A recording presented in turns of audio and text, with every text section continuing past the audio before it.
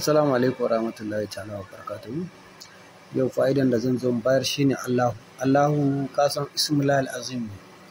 Allahu ismullahi al-azim ne. Babu ismullahi al-azim a duniyan nan wanda babu Allahu a ciki, babu.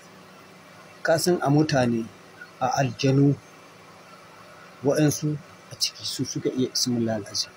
Kaga sayyidina Ali karramallahu wajahu a cikin mutane, sahabai, ba wanda ya kai su iya ismullahi al-azim. Saboda me yasa? Ali idan ya taso daga yaƙi in ya dawo abinda ake ɗaura akan dokin nan, mu muna ce mai gari, ban san a wani yare ne sunansa ba. Idan ya dawo saboda yana da ismullahi al-azim, ko wukan shi haka kawai zai aje, kawai zaka ga ya rataya, yana da ismullahi al-azim.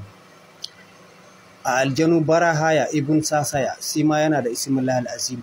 A lokacin Annabi Suleiman akwai wannan aljanu, shi ya haifi Haruta da Maruta.